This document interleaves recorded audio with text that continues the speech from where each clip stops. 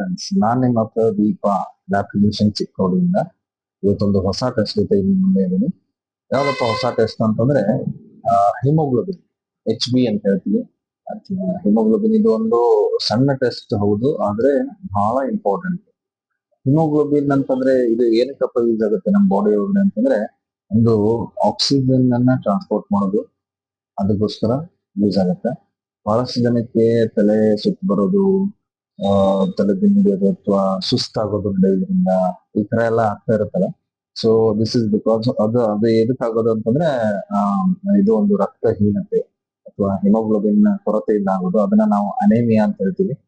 So ಇದು ಯಾವಾಗಪ್ಪ ತುಂಬಾ ಕಷ್ಟ ಆಗೋದು, ಬ್ಲಡ್ ಲಾಸ್ ಬಹಳ ಜನಕ್ಕೆ ಆಗ್ತಾ ಇರುತ್ತೆ, ಬೇರೆ ಬೇರೆ ತರ. ಒಬ್ರಿಗೆ ಬ್ಲೀಡಿಂಗ್ ಆಗ್ತಾ ಇರುತ್ತೆ, ಎಲ್ಲೋ ಅಂದ್ರೆ ಆಕ್ಸಿಡೆಂಟ್ ಆಗಿ ಬ್ಲೀಡ್ ಆಗ್ಬಹುದು, ಏನೋ ಯಾವ್ದೇ ತರ ಒಳಗಡೆನೆ ರಕ್ತಹೀನತೆ, ಕೆಲವೊಂದು ಇಂಟರ್ನಲ್ ಬ್ಲೀಡಿಂಗ್ ಅಂತ ಹೇಳ್ತೀವಿ, ಆ ತರ ಆಗ್ತಿರ್ಬೋದು. ಇನ್ನು ಬೇರೆ ಬೇರೆ ತರ ಬ್ಲಡ್ ಲಾಸ್ ಗಳು ಆಗ್ತಾ ಇರ್ತವೆ.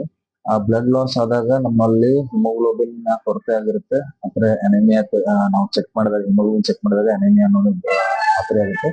ಸೊ ಆ ಟೈಮ್ ಅಲ್ಲಿ ನಮಗೆ ಬ್ಲಡ್ ಬೇಕಾಗಬಹುದು. ಸೊ ಬ್ಲಡ್ ಎಲ್ಲಿಂದ ಸಿಗುತ್ತೆ ಅಂದ್ರೆ, ನೀವು ಬ್ಲಡ್ ಬ್ಯಾಂಕ್, ಲಾಸ್ಟ್ ಟೈಮ್ ನಾನು ಹೇಳಿದಂಗೆ ಬ್ಲಡ್ ಬ್ಯಾಂಕ್ ಅಲ್ಲಿ ನೀವು ಅದನ್ನ ಪಡಿಬಹುದು.